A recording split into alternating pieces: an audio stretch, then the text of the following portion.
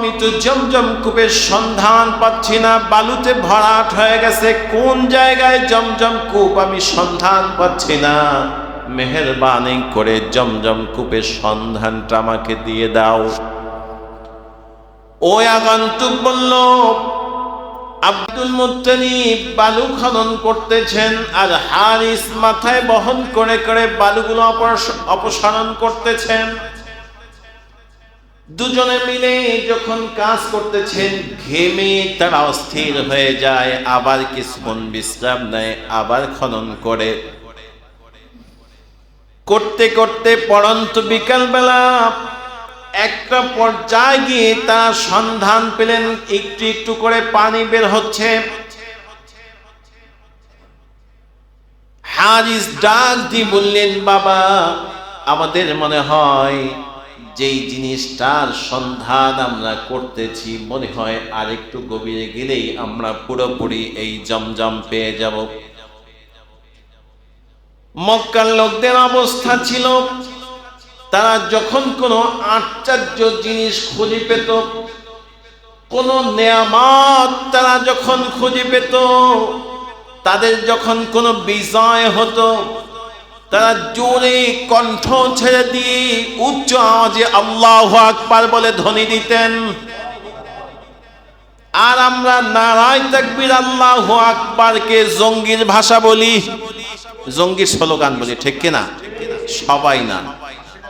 সবাই না, কিছু নাস্তিক আর মুরতাদেরা আল্লাহু আকবার ধ্বনি সহ্য করতে পারে না, কথা বলেন ঠিক কিনা? আমরা আল্লাহু আকবার ধ্বনি সহ্য করি কি করি না?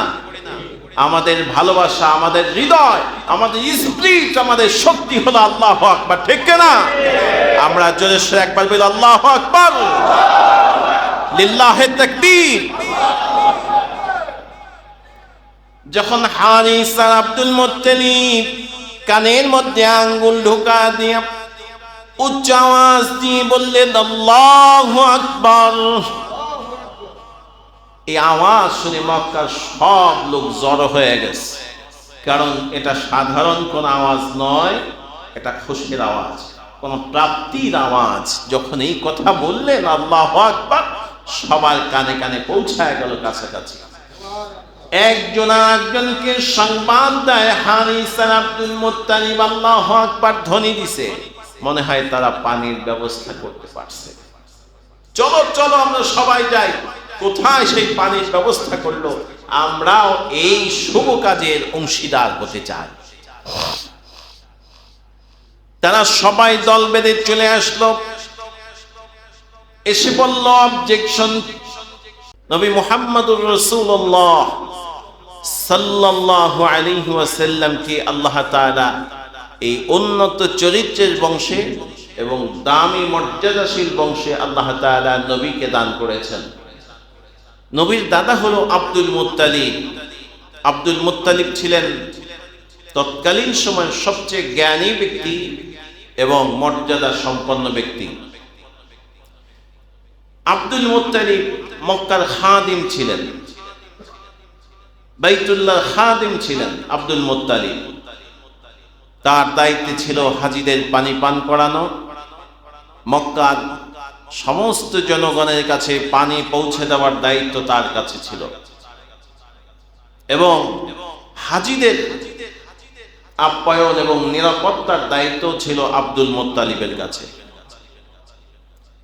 হঠাৎ করে একদিন মক্কায় ভালু জ্বর হয়েছে, ঝড়ো হাওয়া হয়েছে, এত বেশি পরিমাণ ঝড় হয়েছে, ঝড় হয়ে মক্কাতুল মুকাররমার মধ্যে জমজম কূপটি ঢেকে গিয়েছে। এমন ভাবে ঢেকে গিয়েছে, জমজম কূপ আর খুঁজে পাওয়া যাচ্ছে না।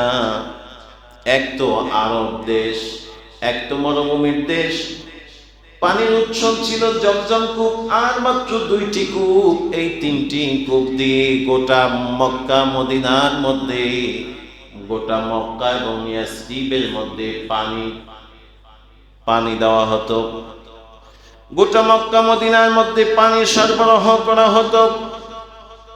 যখন জমজম কূপ বালুতে ঢেকে গেছে।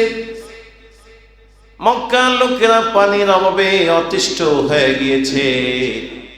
মক্কার লোকেরা দলবদ্ধ হয়ে একটি মহা সমাবেশ ঘোষণা দিল, যদি আব্দুল মুত্তালিব আমাদের এই অঞ্চলের নেতা, আমাদের এই অঞ্চলের গভর্নর আব্দুল মুত্তালিব যদি পানির ব্যবস্থা করতে না পারে, তবে আমরা আব্দুল মুত্তালিবের নেতৃত্ব মানব না। যে বাদশাহ, যে গভর্নর আমাদেরকে সামান্য পানির ব্যবস্থা করে দিতে পারে না। একটি জমজম কূপ ঢেকে গিয়েছে, ওই কূপটির সন্ধান অথবা বিকল্প কোনো কূপ খনন করতে যিনি সক্ষমতা রাখেন না, আমরা তার নেতৃত্ব কখনোই মানব না, মানতে পারি না। তাদের এক দফা এক দাবি, হয়তো জমজম কূপের সন্ধান দিবে, নচেৎ বিকল্পভাবে কোনোভাবে পানির ব্যবস্থা করবে। যদি পানির ব্যবস্থা করতে না পারে, আমরা আজ থেকে আব্দুল মুত্তালিবের নেতৃত্ব মানব না। তারা যখন এই হুলিয়া জারি করলো, দাবি উত্থাপন করলো, আব্দুল মুত্তালিব বেকুল হয়ে পড়ল। আব্দুল মুত্তালিব দৌড়ে মক্কাতুল মুকাররমার কাছে চলে গেলেন। মক্কার হাতিমকে জড়াদের বলেন, ও কাবার মালিক রব্বে কাবা, এমন ভাবে জড়ো হওয়া হয়েছে, কোথায় জমজম কূপ আমি তো খোঁজ বের করতে সক্ষম নই। ও রব্বে কাবা, কাবার মালিক আল্লাহ, মেহেরবানি করে তুমি জমজম কূপের সন্ধান দিয়ে দাও।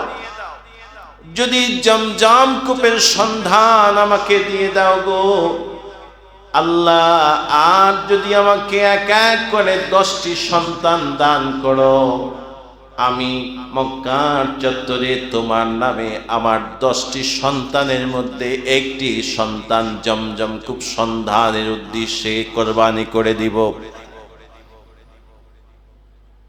এই বলে আব্দুল মুত্তালিব বাসায় চলে গেলেন। বাসায় গিয়ে তাওরাত জবুর ইনজিল কিতাবের পণ্ডিত বুহায়রাকে ডাকলেন। ডেকে বলছেন, এই মুহূর্তে আমার কি করা উচিত? বুহায়রা বলল, আব্দুল মুত্তালিব, এই দেশের জনগণের গভর্নর আপনি, জনগণের মৌলিক অধিকার পূরণের দায়িত্ব আপনার উপরে। মৌলিক অধিকারের মধ্যে পানি সরবরাহ করা এটাও একটি অধিকার, এটাও একটি কর্তব্য। অতএব আপনি মক্কার হাতিম ধরে রব্বে কাবার কাছে যেই দোয়া করেছেন, এই দোয়ার সাথে সাথে আপনি আজ যাতে ঘুমাবে না, রব্বে কাবার কাছে মনে মনে এই নিয়ত করবেন, এই দোয়া করতে থাকবেন, রব্বে কাবা, ও কাবার মালিক আল্লাহ, এই মক্কার মানুষেরা পানির জন্য বড় কষ্ট পায়। পানির অভাবে শিশু, নারী, বৃদ্ধ মানুষগুলো, তোমার মাখলুকগুলো, তাদের দিলটা শুকিয়ে গিয়েছে, পানি পাচ্ছে না। রব্বে কাবা, তুমি পানির ব্যবস্থা করে দাও। এই নিয়ত করবেন আর ঘুমিয়ে যাবেন। দেখেন না রব্বে কাবা আপনাকে পানির সন্ধান দিয়ে দেয় কিনা, জমজম কূপের সন্ধান দিয়ে দেয় কিনা। আব্দুল মুত্তালিব পবিত্র হয়ে মক্কার চত্বরে বাদা সালাতিল ইশা, যখন এশার টাইম হয়, এই টাইমের পরে তিনি ঘুমিয়ে গেলেন মক্কার চত্বরে। রাত্র বেলায় গভীর ঘুমে যখন নিমজ্জিত, এমন মুহূর্তে সাদা পোশাক পরিহিত একজন অপরিচিত ব্যক্তি স্বপ্নের মাঝে আব্দুল মুত্তালিবের কাছে হাজির হয়ে বললেন, আব্দুল মুত্তালিব, আপনি মনে হয় বড় চিন্তিত। মক্কার মানুষের অধিকার পূরণের জন্য আপনি বেকুল হয়ে গেছেন। আপনি জমজম কূপ সন্ধান পাচ্ছেন না। ও আব্দুল মুত্তালিব, উঠুন, আপনি তিবান খনন করুন। আব্দুল মুত্তালিব জিজ্ঞেস করলো, আগন্তুক, তিবান কি? কোথায় সেই তিবান? কোথায় পাবো তার সন্ধান? এই বলে সে চলে গেল, উত্তর দিলেন না। দ্বিতীয় রাতে আবার ঘুমিয়ে গেলেন। আবার একজন অপরিচিত ব্যক্তি এসে বলল, আব্দুল মুত্তালিব, আপনি জাগ্রত হন, আপনি বাররা খনন করুন, মক্কার মানুষের পানির ব্যবস্থা করুন। আব্দুল মুত্তালিব জিজ্ঞেস করল, কোথায় সে বাররা? কি সে বাররা? আমাকে গুছিয়ে বলো, বুঝিয়ে বলো।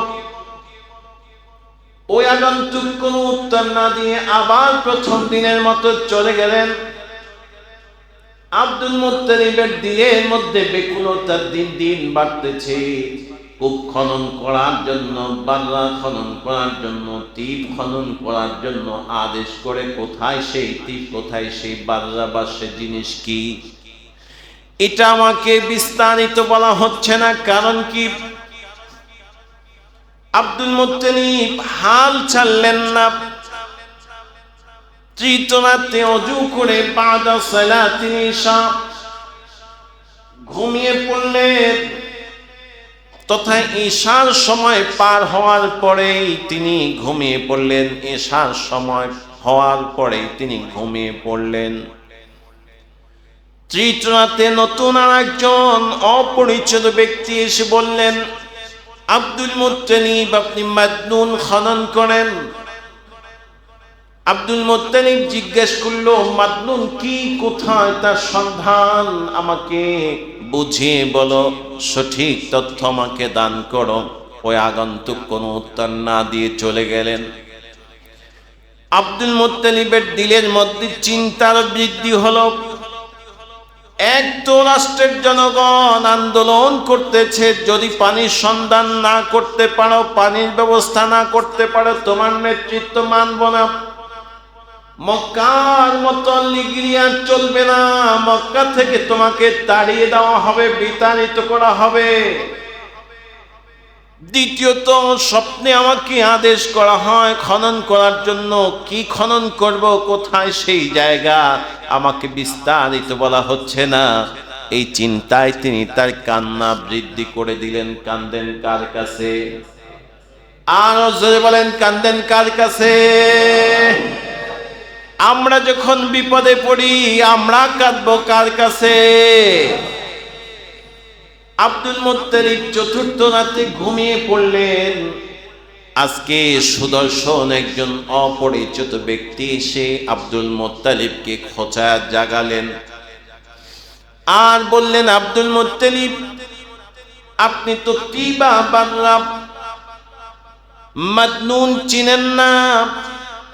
আজকে আপনাকে সরাসরি বলে দিচ্ছি, আপনি জমজম কূপ খনন করেন। জমজম কূপ খনন করলেই তো আপনি সব সমস্যার সমাধান পেয়ে যাবেন।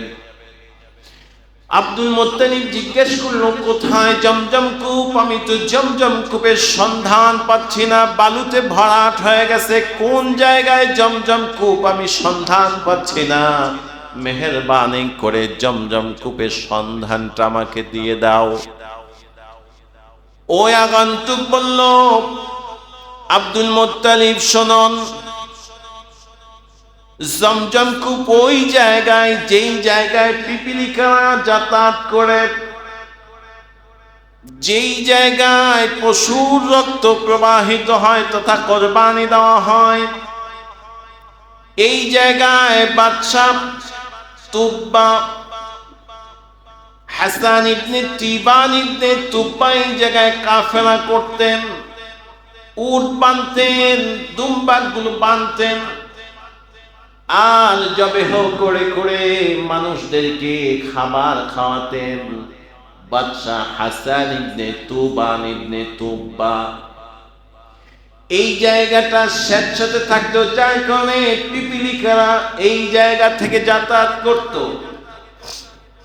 ওই আগন্তুক বলল, আব্দুল মুত্তালিব, যেই জায়গাগুলোতে গিয়ে পিপিলিকারা স্থির হয়, বাসা বাঁধে, ওই জায়গাটার মধ্যে আপনি খনন করতে শুরু করেন। ওখানে আল্লাহর রহমতের বাড়ি দ্বারা জমজম কূপ পেয়ে যাবে। আব্দুল মুত্তালিব সকালবেলা উঠলেন, তার পুত্র হারিসকে সাথে নিলেন। হারিসকে বললেন, তুমি একটি খনন যন্ত্র নাও, কোদাল নাও আর খন্তা নাও। কোদাল আর খন্তা নিয়ে যখন তারা রওনা হয়েছে, রওনা হওয়ার পরে রাত্র বেলায় যেভাবে স্বপ্ন দেখেছে ওই রকম জায়গায় গিয়ে তারা দুইজনে একটি গোল চিহ্ন দিলেন। গোল চিহ্ন দিয়ে আব্দুল মুত্তালিব বালু খনন করতেছেন, আর হারিস মাথায় বহন করে করে বালুগুলো অপসারণ করতেছেন। দুজনে মিলে যখন কাজ করতেছেন, ঘেমে তারা অস্থির হয়ে যায়, আবার কিছুক্ষণ বিশ্রাম নেয়, আবার খনন করে। করতে করতে পড়ন্ত বিকালবেলা একটা পর্যায়ে গিয়ে তারা সন্ধান পেলেন, একটু একটু করে পানি বের হচ্ছে। হারিস ডাক দিয়ে বললেন, বাবা, আমাদের মনে হয় যেই জিনিসটার সন্ধান আমরা করতেছি, মনে হয় আরেকটু গভীরে গেলেই আমরা পুরোপুরি এই জমজম পেয়ে যাব। মক্কার লোকদের অবস্থা ছিল, তারা যখন কোনো আশ্চর্য জিনিস খুঁজে পেত, কোন নেয়ামত তারা যখন খুঁজে পেত, তাদের যখন কোনো বিজয় হতো, তারা জোরে কণ্ঠ ছেড়ে দিয়ে উচ্চ আওয়াজে আল্লাহু আকবার বলে ধ্বনি দিতেন। আর আমরা নারায়ে তাকবীর আল্লাহু আকবারকে জঙ্গির ভাষা বলি, জঙ্গির স্লোগান বলি, ঠিক কিনা? সবাই না, সবাই না, কিছু নাস্তিক আর মুরতাদেরা আল্লাহু আকবার ধ্বনি সহ্য করতে পারে না, কথা বলেন ঠিক কিনা? আমরা আল্লাহু আকবার ধ্বনি সহ্য করি কি করি না? আমাদের ভালোবাসা, আমাদের হৃদয়, আমাদের স্পিরিট, আমাদের শক্তি হলো আল্লাহু আকবার, ঠিক কিনা? আমরা জোরে সরে একবার বলি আল্লাহু আকবার, লিল্লাহি তাকবীর। যখন হারিস আর আব্দুল মুত্তালিব কানের মধ্যে আঙ্গুল ঢোকা দিয়ে উচ্চ আওয়াজ দিয়ে বললেন আল্লাহু আকবার, এই আওয়াজ শুনে মক্কার সব লোক জড়ো হয়ে গেছে। কারণ এটা সাধারণ কোন আওয়াজ নয়, এটা খুশির আওয়াজ, কোন প্রাপ্তির আওয়াজ। যখন এই কথা বললেন আল্লাহু আকবার, সবার কানে কানে পৌঁছায় গেল কাছাকাছি। একজন আরেকজনকে সংবাদ দেয়, হারিস আর আব্দুল মুত্তালিব আল্লাহু আকবার ধ্বনি দিছে, মনে হয় তারা পানির ব্যবস্থা করতে পারছে। চলো চলো আমরা সবাই যাই। কোথায় সেই পানির ব্যবস্থা করলো? আমরাও এই শুভ কাজের অংশীদার হতে চাই। তারা সবাই দল বেঁধে চলে আসলো, এসে বলল অবজেকশন মাই লর্ড, অবজেকশন আছে। হারিস আর আব্দুল মুত্তালিব বললেন, কি অবজেকশন আছে বলো। বলে, এই মক্কার মধ্যে পানির ব্যবস্থা করার জন্য আপনারা প্রচেষ্টা চালাচ্ছেন, ভালো কথা, ঠিক আছে। আপনারা যদি বিকল্প কোন জায়গায় পানির জন্য এগিয়ে খুঁজতেন, আপনারা বিকল্প কোথাও যদি পানির ব্যবস্থার জন্য কূপ খনন করতেন, আর সেখান থেকে পানি যদি আপনারা ব্যবস্থা করতেন, আমাদের কোনো অবজেকশন ছিল না।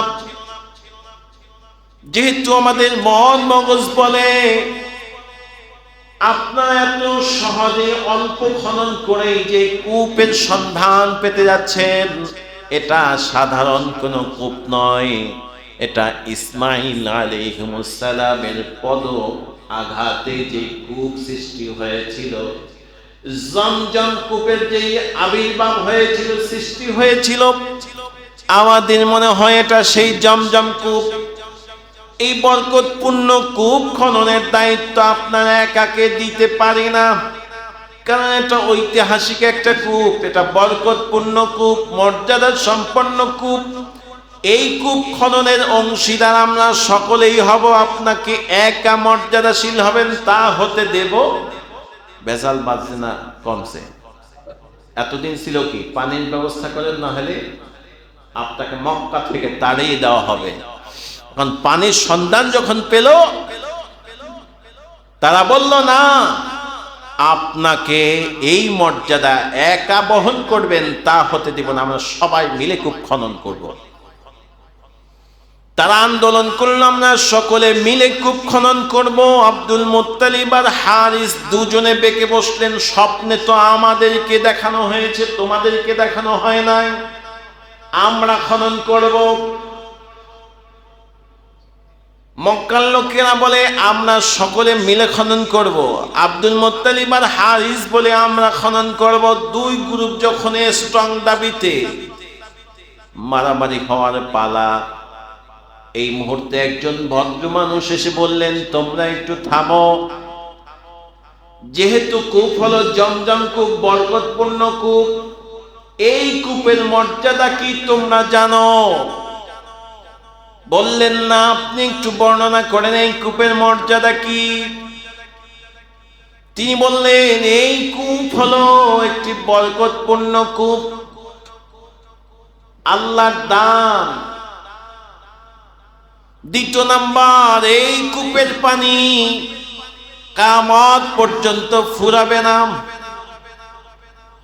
তৃতীয় নাম্বার, সারা পৃথিবীতে যত জলধারা আছে, সারা পৃথিবীর মধ্যে যত পানির ফোয়ারা আছে, সব পানির ফোয়ারার মধ্যে বিষাক্ত থাকতে পারে, সব কূপের পানির মধ্যে, পানির ফোয়ারার মধ্যে ভেজাল থাকতে পারে, কিন্তু জমজম কূপের পানি এতটা পিওর পানি পৃথিবীতে দ্বিতীয়টি এত পিওর পানি আর নাই। তৃতীয় নাম্বার, সারা পৃথিবীতে যদি পানির সংকট হয়ে যায়, আর একটি মাত্র কূপ জমজম কূপ এইটা যদি প্রবাহিত থাকে, সারা পৃথিবীর মধ্যে পানি দেওয়া যাবে, অথচ জমজম কূপের এতটুকুন পানি কমবে না। সুবহানাল্লাহ কোন। তারা গ্যাঞ্জাম শুরু করল, মনে আছে তো? এবার ওই ভদ্রলোক বলল, এত পবিত্র একটি কূপের জন্য তোমরা কি রক্তপাত করবে? এই কূপের পবিত্রতা কি তোমরা নষ্ট করবে? বলল না, আমরা নষ্ট করব না। তবে কি করা যায়, কি ব্যবস্থা করা যাবে? ওই ভদ্রলোক বলল, আমরা একজন সালিস মানে, একজন বিচারক মানে, যিনি হবেন পণ্ডিত এবং জ্ঞানী। কোথায় এত বড় পণ্ডিত আর জ্ঞানী আছে? ওই আগন্তুক বলল, সিরিয়ার বনু সাদ গোত্রের একজন পণ্ডিত আছে, যিনি সিরিয়ার পাহাড়ের পাদদেশে বসবাস করে, আল্লাহ আসমানি গ্রন্থ রিসার্চ করে আর তপস্যা করে বেড়ায়। ওই ব্যক্তির কাছে, ওই মহিলার কাছে তোমরা যাও, তিনি যেটা ফায়সালা দেন ওই ফায়সালা নিয়ে তোমরা চলে আসো। সকলেই তাকে বিচারক মেনে পানি, ছাতু এবং মরুভূমির পথ পাড়ি দেওয়ার জন্য যা যা সরঞ্জাম নেওয়া দরকার, সব সরঞ্জাম নিয়ে তারা সিরিয়ার দিক রওনা হয়েছে। ওই পণ্ডিতের কাছে যাবে, সে যেটা বিচার করে দেয় সেই বিচার অনুযায়ী সে জমজম খনন করবে। তারা রওনা হয়েছে। চলতে চলতে চলতে চলতে তারা সিরিয়ার দিক চলতেছে। আল হেজাজ নামক মরুভূমির মধ্যে গিয়ে তারা দিক বিদিক ছোটাছুটি করতেছে, আমরা কোন দিক যাব। এই মরুভূমির কোনো কুল কিনারা নাই। তারা তো পর্যাপ্ত পানি আর ছাতু আর নাড়ু নেয় নাই, পর্যাপ্ত রুটি নেয় নাই। তারা হিসাব করছে সিরিয়া পৌঁছাতে কত সময় লাগতে পারে, এই পথে আমাদের কতটুকুন পানি এবং কতটুকুন শুকনো খাবার লাগবে, সেই পরিমাণ খাবার নিয়ে তারা সিরিয়ার দিকে রওনা হয়েছে। কিন্তু যখন ওই মরুভূমিতে গেল, তারা পথ হারিয়ে একই পথে বারবার করে ঘুরতেছে। ঘুরতে ঘুরতে অনেক সময় ক্ষেপণ হয়ে গেছে এবং তারা পানি পান করে আর খাবার খেয়ে শেষ করে ফেলছে। পথ অনেক বাকি, তাদের পানিও শেষ, খাবারও শেষ। আর একটু সামনে চলতে চলতে তারা ক্লান্ত হয়ে গেছে। আবার সবাই আব্দুল মুত্তালিবের কাছে হাজির হয়ে বললেন, আব্দুল মুত্তালিব শোনো, আমাদের খাবারও শেষ, পানিও শেষ, তুমি পানির ব্যবস্থা করো অথবা আমাদের জন্য কোন একটি সিদ্ধান্ত গ্রহণ করো, ওই সিদ্ধান্ত আমরা মেনে নিব। আব্দুল মুত্তালিব বলল, আমাদের চোখের দৃষ্টি যতদূর যায় কোনো বাড়ি ঘরের নিশানা দেখি না, আমরা কোনো পানি কোথাও পাবো, খাদ্য কোথাও পাবো, সেই ব্যবস্থা মনে হয় আমাদের ভাগ্যে আর হবে না। আব্দুল মুত্তালিব, তবে কি করা যায়? আব্দুল মুত্তালিব বলল, শোনো, আমরা এমন একটি অবস্থায় পড়েছি যে মোটামুটি আমরা নিশ্চিত আমরা সকলে মারা যাব পানি এবং খাদ্যের অভাবে। অতএব আমাদের গায়ে শক্তি থাকা অবস্থায় আমরা কবর খনন করি। আমরা যতজন মানুষ আছি প্রত্যেকেই এক একটা কবর খনন করে নেই। কারণ হচ্ছে আমরা তো মরেই যাব, খাদ্যের অভাবে দুর্বল হতে হতে মরে যাবে এক এক করে। অতএব যখন আমাদের শক্তি কমে যাবে, আমরা অন্তত একজন মানুষকে দাফন করব, এই শক্তিটা আমাদের থাকবে না, কবর খনন করার শক্তিও থাকবে না। অতএব শক্তি থাকা অবস্থায় অন্তত কবরটা খনন করি। সকলেই মেনে নিলেন, উপায় আর নাই। যে কয়জন লোক সফরে রওনা হয়েছে প্রত্যেকেই নিজ নিজ কবর খনন করার জন্য প্রস্তুত হয়ে গেল, কবর খনন করল। কবর খনন কইরা প্রত্যেকে কবরের কিনারায় বসে পড়ে কাঁদতেছেন আর আল্লাহর কাছে বলতেছেন, মাবুদ আল্লাহ, আমরা এই মরুভূমির মধ্যেই মরে যাব, আমাদের পানিও নাই, খাবারও নাই। তারা যখন এই চিন্তায় কবরের কিনারায় বসে আছে, আব্দুল মুত্তালিব কাল ক্ষেপণ না করে তার মাথার মধ্যে আরেকটি সিদ্ধান্ত নিলেন যে আমরা তো বনি আদম, মৃত্যুর আগ পর্যন্ত হাল ছাড়া, মৃত্যুর আগ পর্যন্ত আমরা এই হাল ছেড়ে দিব, প্রচেষ্টা ছেড়ে দিব, এটা তো আদম জাতির পক্ষে সম্ভব না। অতএব তিনি সকলকে ডাকলেন আর বললেন, যতক্ষণ পর্যন্ত আমাদের শরীরে শক্তি থাকবে ততক্ষণ পর্যন্ত আমরা পানির সন্ধান করব। এই বলে তারা সকলে আবার তাদের ঘোড়াগুলো, তাদের উটগুলো প্রস্তুত করল। আব্দুল মুত্তালিব বলল, তোমরা একটু সামনে অগ্রসর হও, যেহেতু আমি নেতা, আমি গভর্নর, আমি তোমাদের পিছু পিছু রাহবারি করে জিম্মাদার হয়ে তোমাদের পিছনে পিছনে চলি। যে ব্যক্তি দুর্বল হয়ে যাবে, যার ঘোড়া দুর্বল হয়ে যাবে, তাকে সাহায্য করা আমার জন্য ওয়াজিব হয়ে যায়, যেহেতু আমি হলাম তোমাদের গভর্নর আর হলো আমার দেশের শাসক। আমার ভাইয়েরা, আব্দুল মুত্তালিব যখন নিজ ঘোড়ার উপরে উঠবে, শক্ত করে উঠে যখন বসে তিনি শরীরটা ঘোড়ার সাথে বেঁধে নিলেন, অমনি মুহূর্তে ঘোড়া যখন এই বসা অবস্থায় হাঁটু ভাঙ্গা অবস্থায় ছিল, এবার দাঁড়াবে, দাঁড়াতে গিয়ে যেই মাটির মধ্যে চাপ দিছে, ঘোড়ার পা ভেদ করে ফিলকি মেরে পানি ওঠা শুরু করছে। সুবহানাল্লাহ। আব্দুল মুত্তালিব সকলকে ডাক দিলেন, ও কাফেলা, আমার বাহিনী শোনো, ফিরে আসো, পানির সন্ধান হয়ে গেছে, তোমরা পানি নাও। আব্দুল মুত্তালিব পানি কেমনে পেলে? দেখুন, আমার ঘোড়া দাঁড়াতে চাচ্ছে, এই ঘোড়ার পায়ের চাপে পানি উঠে গেছে, নাও তোমরা পর্যাপ্ত পরিমাণ পানি পান করো। সকলেই তৃপ্তি সহকারে পানি পান করলো, আর তাদের মস্কের মধ্যে পানি ভরে নিল, ভরে তারা কাঁধে ঝুলায় নিল পানি। এই সময় ওই কাফেলার মধ্যে সবচেয়ে বয়োজ্যেষ্ঠ ব্যক্তি তিনি বললেন, শোনো, আমরা তো যাচ্ছি জমজম কূপ কে খনন করবে এই ফাইসালা করার জন্য সিরিয়ার ওই জ্ঞানী লোকের কাছে। এই পথেই তো আল্লাহ তাআলা আব্দুল মুত্তালিবের কদমে না, তার ঘোড়ার কদমের বরকতে আল্লাহ তাআলা এই মরুভূমির মধ্যে পানির ব্যবস্থা করলেন।